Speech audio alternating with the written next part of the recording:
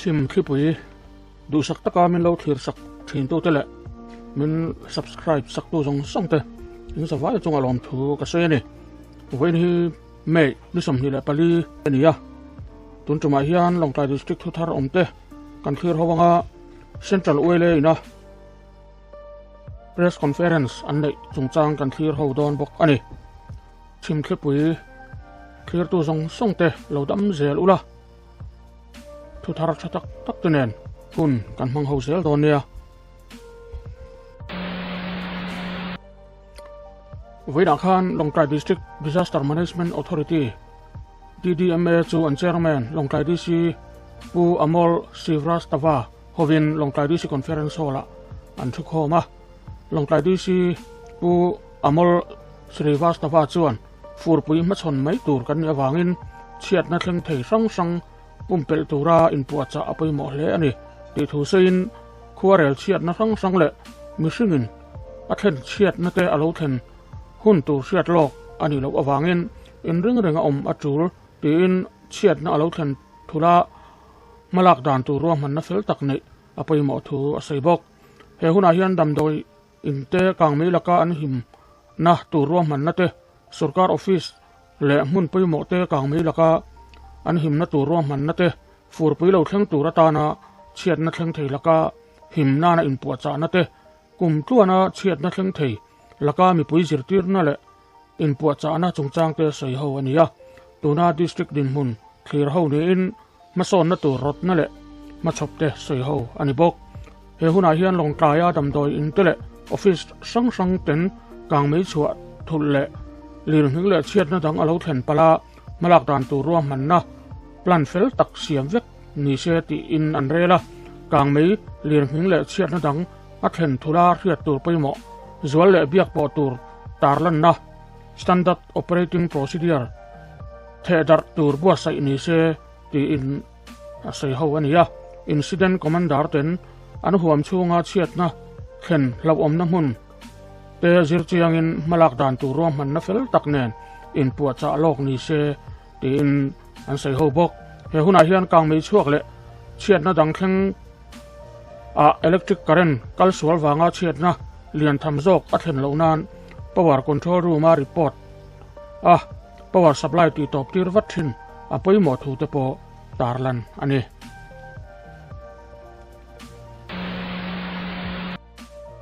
วันคานลงใต้ district level coordination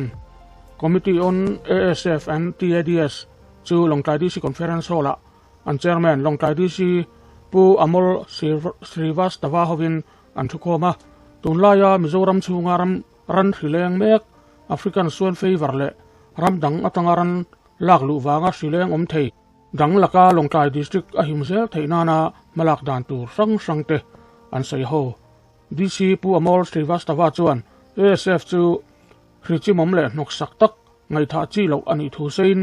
เฮรีลักาดิสตริกหิมดานอมเซนีตักมาลักด่านตูร่วมมันอัจจุลทูอาศัย Additional Deputy Commissioner ปูเจมส์เมียหลงจวน ASF ที่เลี้ยงเมกจงจางมิโซรัมดินหุ่นและลงใต้ดิสตริกดินหุ่นรีพอร์ตเป็นเฮริเลงหลักดิสตริกหิมดานรัมดังและดิสตริกดังอัจฉริรันลากลูขับนาทุชัวชินและเกินเกาะเมกอันอิทูอาศัย Veterinary Officer Dr. Charlie ซีจงถูจวนฉันเวทีดีพาร์ตเมนต์มาลักดานอาศัยเฟียบอกตรงดินหุ่นลงใต้ดิสตริกช่วงASF ที่เอาเสียดอันนี้เราฟังเฮรีเละรันสีดังแล้วก็ดิสตริกหิมเซลที่นานมุนดังอัจฉริรันลากลูขับนั่นจูเขาตะกาเล็กกอชุนสมชาติอันนี้รันตัลตูเต็นรันฮิเซลเจ้าอันตัลที่นานเวเทอรินารีด็อกเตอร์เต็นอันนั้นดิกนูเจ้าตัลพัลที่จูอุลุกตะกากัลปุยชุนสมตูนี้อินอาคาโตกินดานเลวารันตัลอันนอมเลอมเลวเอ็นฟิอาชินตุมอันนี้ASF และTADดังลักาหิมนานอาเซียตูร์ไปหมดเตะอาซาวที่อังเบรามีปุยเรียตาปวนซาร์เละกลางเอาตีร์ทินเรลอันนี้ขดล้างถ้วยตู้เละตัวไม้โพลเตเนนเทขายรัวตะกาทอหูด่านไงตัวชุนซอมนิเซตีนอันเรลบอกนิกุมสาวนิสมนิเละปะกตะคานลงกลายเข้าปุยช่วงASF วางอินวกที่ปฐุม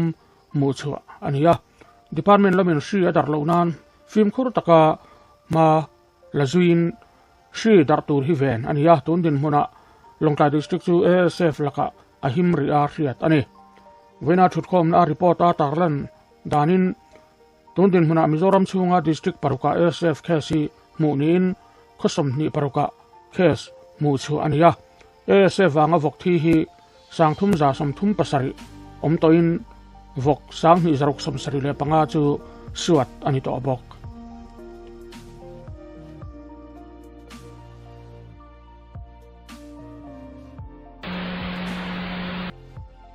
nimin thotan ni akhan Longkai DC conference hall additional deputy commissioner pu James Mia Lung Hovin Longkai district chunga phe puak thei thil man phalna nei explosive license holder le silai le amuzuar te anchu khoma dan le rei le hla tur pei mo rang rang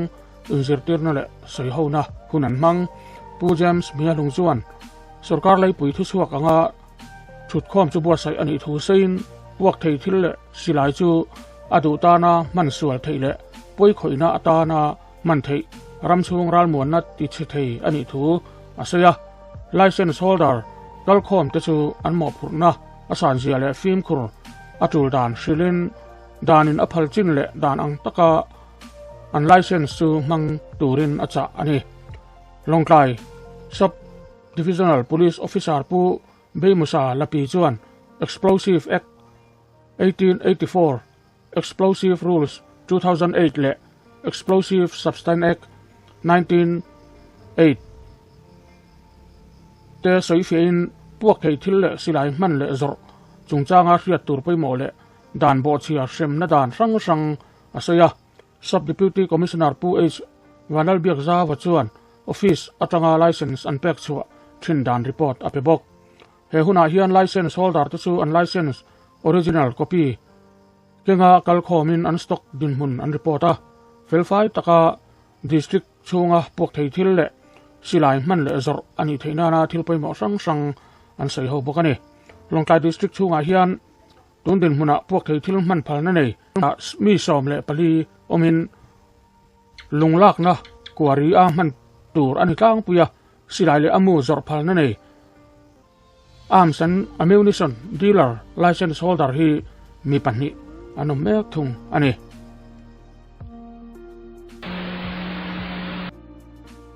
nimin akhan Longkai district administration malakna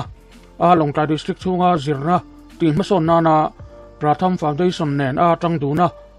polnga atanga polsom pani inkar zitir tu tetana capacity development training ruaman kalpui chunjom dan tur chu Longkai DC conference hall DC pu amol Srivastava hovin sei ho ania he huna hian district administration lam district education office lam Lai Autonomous District Council le Chakma Autonomous District Council education department IO tele master trainer te an kal khoma additional DC pu James Mia Lung chuan an malak to na report pein he zirtir tu training atan hian Longkai district chung hi block rang rang atanga than chu master trainer tur te tan training buasai ani to thu asaya master trainer ten school rang ranga zirtir tu te hmena training an pek chon dan tur ruang man tura thut khom buasai ani thu atar lang he huna hian master trainer kal khom te chuan guru sala team atanga online le offline a training an don report pein an thiam na te district chung school rang rang a zirtir chhong tura skula kalchila training buasai dan tur ruang man na soi hozi ani Pratham Foundation te hian Vodafone Idea Foundation le Indus Tower Limited tenen tangtlangin Guru Sala Teachers Training ti Mingchoin District Administration tenen thokhovin athonin zirtir tu te training an buasai thina Longkai district apo district administration malakna in sarkar school zirtir tu te tan training hi kalpui tura ruangman ani bok he training atan hian district chunga zirtir tu sang sang te tan ni o online induction training buasai ani nuwa master trainer tur thanchu ani in March ni atangani li sang ni som ni le pan inkar chung khan master trainer tur te hi Longkai DC conference hall Guru Sala team ten nithum o training an lo peto training pe song thei turin sanga block atanga master trainer pathum longklai block atangin master trainer pakwa bungtlang sound block atangin master trainer palile songte block atangin master trainer pakwa in training hi anzo ani training fast phase enchinna angin block ranga master trainer omdana zirin school thanchu abi ka te kalpui phottum ania sanga block atangin school pakhat longklai block atangin school pakhat bungtlang south block atangin school panni le chongte block atangin school pali tin zone phot ani DEO LADC le CIDC atangin nodal officer ruat theu ni in anni kai soina hnuaya first phase kalpuina tur school master trainer in koptur le training pek na man ruwa mamote chut nuwa funding omsa ani lo awangin achul dana training kalpuina tur sum ngai tu ani se ti ani bok ole winia khan longklai press club central wele ruai tu ten longklai districta chanchin thar the dar tu te komin press conference anneya he press conference a hian longklai district hospital atanga doctor son chua chungchanga central wele chuan mizoram sarkara heng an son chua te ai da tura an lo ngen to na te tun naya doctor engamasat son chu an ni le ta ka wang te le an ngen na sarkarin angai peimo lo awanga central wele malak zel na tur te tarlan ania hemi chungchang hi tuna hian kan thlir ho don ani longklai district hospital a doctor transfer chungchang a hian longklai district a zirlai pol lianber lai students association chuan ni bina khan press release siamin sarkar ina heng doctor transfer te hi an io ronda vat tura an ngen na thu te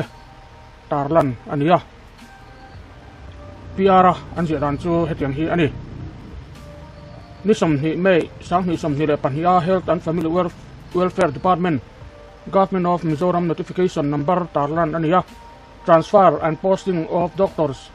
ati chuata ka khan district hospital longklai a thoklai pani dr andrew kol thang puya grade 2 le dr paul lal chungnunga grade 2 te chu an thoi an io da lovin transfer ania tin tuna doctor pani te transfer an ni ma hian kumsang ni som hnia po khan dr pathum dr chiki azio pediatrician ni som le pali february sang ni som hnia dr bilal duama gynecologist ni som september sang ni som hnia le dr vanal ramsiama surgeon ni som ni le pali june sang ni som hnia te khan an io da lovin transfer an lo ni to bok doctor in dai lo na anasat em lai le doctor le thok tu te dang te po da bel tura dil na Mizoram sarkara thlen ani mek laya hetiang a an io po da lova kan doctor nei tlem te jing atanga son chua sak tumna aum le hi ele se chuan hriat thiam har sa ati hle ani chuti mek line transfer an posting of doctors shim ero kan do dal bur lo ani ti Mizoram sarkar hian min hriat pui se kan du hle pokani mire theile har sa sok ten kan pan na sat em district hospital longkaya thok tu te ti changklum lam hoi lova thok tu claim te kan nei chun te an io po da lova lak chua tumna ommek hi shoot le emo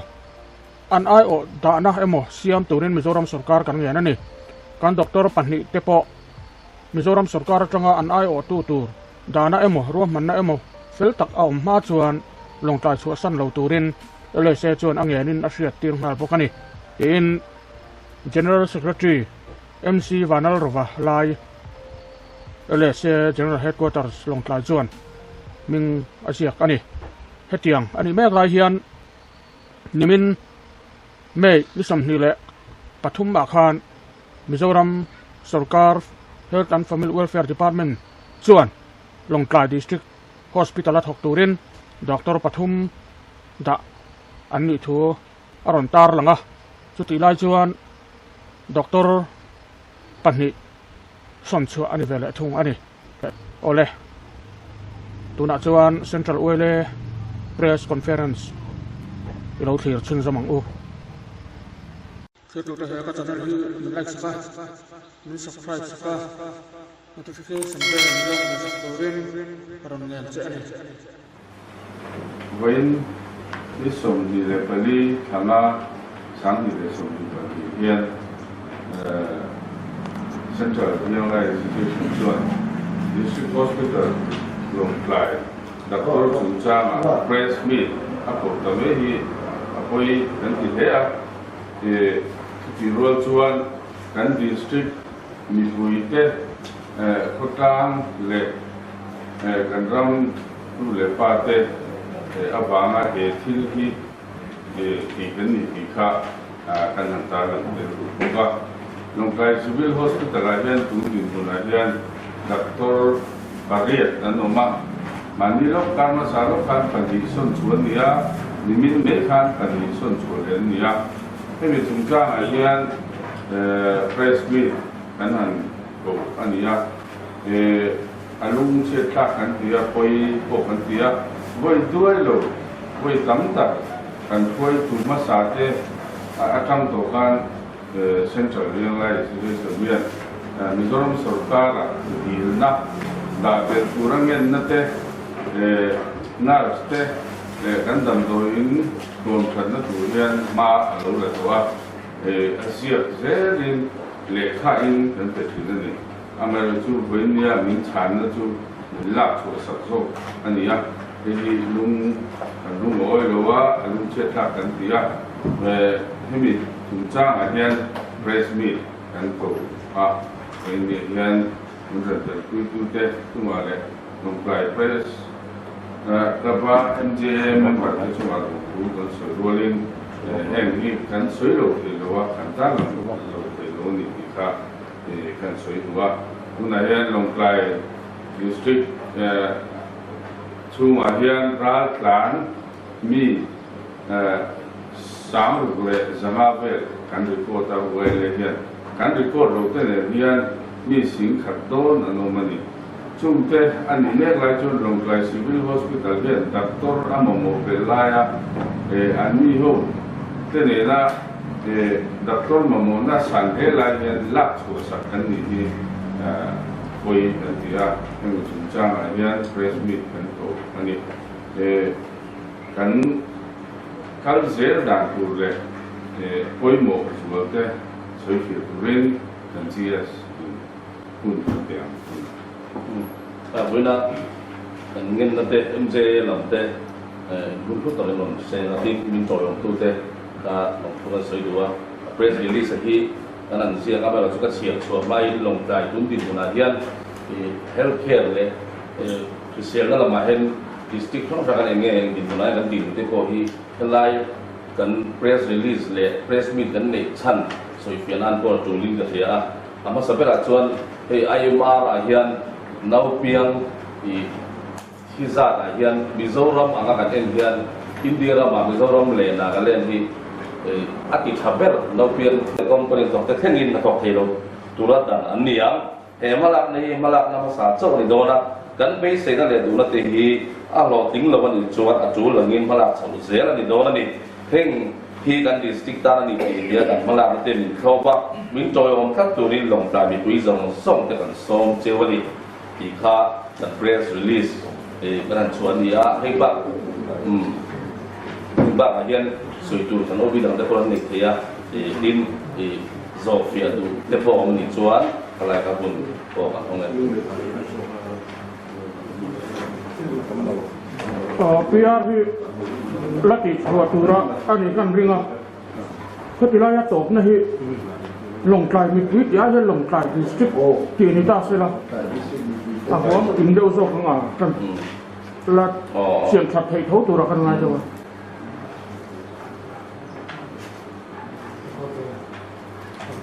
chuan helai hianin kan bel tu chu he district hospital hi inti siam na hian ta ya kal an tal pui na hian Longkai hi pakhat nai kan ni fowa alom te bu kan lom fe ya kumin hian kum dang kan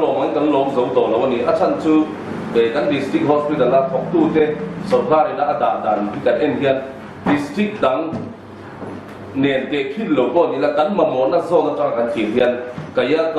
Indisiap na kung danga road quý thiang pet an lo lom thin a hi district hospital thok tu nen fok an in bia kumina hian kan duanga thula khen ma chu alom na ko hi nei kan thum lo ni thalai kha kan soi mal tu ni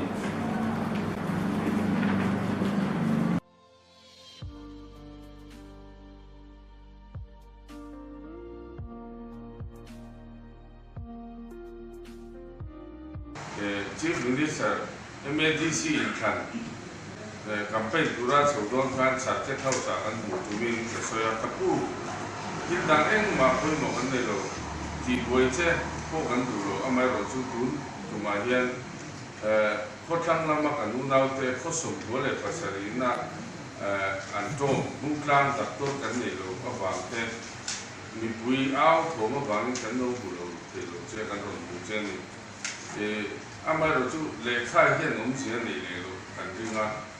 hei chu min ngai poi mo sak atha ko bang health facility a district zone zone hi a hian Mizoram district zone zone a hian ISO tu lo along lai hian ta to a in dang bang ni loin MNF ministry lo pian hua site wal khozol le na thia district te te chu an mi ko hu hian long kai district ki kan dian ta a meeting cheng ko tam ta ni amai ro chu chu ti rual chuan health facility le doctor nei chetar kan ni awang ten thali na hen kan pujia district dan chuan not na ne phim ti chiai an not ti chu kha ti kan ti ai ro le kha kan ti chu amai ro chu he kan le kha hian om sian nei lo ni chuan kan ti le ko mai ti thengin amai sana ka soi ni chu chu kan ta lang be la reminder thengin kan ko na chu chuan om sian nei lo bang ni ni ti ti ani ti ka kan soi do tulen di chuan thil da ko malak ngai au mun ni chu kan da de kan ta cắt này thì ăn thì con phát triển ra hiền mai là vậy đi sau đó đầu đó thì apa sampai cho kan dulu top DC Dr. Andrew H. Walan di la suaka mga na DC thar kan ne ya ming pum boy kan da lo ku amola iksin hi kan tet sin hi ni me ya ani po joining report pe pa ho in zir in ring zir tom te trai khang lo thena chol ni ya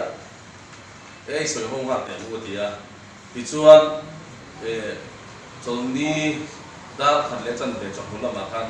office chamber ani ko lo chupa single boy le o bi ke ko kan kala ta chuan in medical lam thu te ko ron del bo ka anu in brief sa be to ho ni ka riga district ron thu chau si ha hemi dam doi din hun le tia ka la o se sa effect to in til bo se tu ma hi ta lo ena kan district in hun te ke hian ai de mo lo me ti ni DC ko khan ni ti chuan ke ni ko khan ka pu nang chu IAS officer ni ya I service matter sum su pui central ta a control tak tak chu chu ni wangi state dia I en call kan ni dan kan lungoi lo te ko hi o ka te mi chu sa the ani chuan del li lam thleng ko hian in kan basic che nia voi la hian the administration to and law and order la ba ni mo thil da hian I ro re la kal zo thim ma ti kan tu lo tho pu ya tan kan som che ni di kha kan soya tin July chuan central way le hian legal advisor hi kan nei ve a pa ni chung ten de po chu kan soya a lo ting don lo chuan India ram hi democracy ram kan ni na awang hian long tai district hi lam chia ni view mai la democracy kan ni na kan right cha thi I kan riat ve tho awang hian public interest litigation PIL te po hi thelu don tai na tiang ji de tin national la commission tak minorities te le thal indicator la ba te po no ma chu tiang te tin Roberto le president hian te po hi sil hia kan media lam te ne po central media lam te ne po I khatia la in sil the tu khan mala po hi ma kan la chau me ka chulai chuan a state film hi ko lo chun so thar mo ba ti mo ko tu da lam ne win long trai mi pui na kan din mun dik ta ka hi chiang le so le he aya en kol dan tha so te kan omen ve am ti be se ta in tuna I zo na chi ang ha chuan in ma hi kan lo la ve tan zel to a tuna po hian tun press meet zo tang hian chu ti ang pong phang de ko chu I kan han tak chho ka khala tuman ya prime minister office directly email han thon tu te po hian chumi ro chuan po sei na hi kan siam mek a prime minister po he thai ring ti se ti kan duwa Longkai district chu district kil khorbel ti te le thiam la ba ti te si a po ka cheber ti te economic a po ni se moral a po ni se tin ni china ilon ta la te kha ti kan thelo ni lo kan thelo tu tat nang ni po ni thia kong a po cheber electricity ni se i thim jing ber kan ni a tin tweet lama po ni se engkim yang internet connectivity a ni se la soidon chu ali se tok thelo ni chu ti ang vel chu ni bang chuan ni tu light hovel Mizoram notice le India hen di state dang mi ka halo zual mema tenga bang te hianin i district an ko se ka den chia chu ti lai wa chuan ni hing dam pho chuan tu sel na chung chang khel issue a hi chuan kan din hun hi ni chin da president an ta lan su bang khan Longkai mi pui chu thi me se tiang deu tak tak ngai dan hi apiang deu to tak tak a chu tiang chu ni bang chuan ni mai ka thiam ang lak về cái chủ năng tiền cho tiền cho cái thiểm ăn in pha thì cái là sầu một cái này cho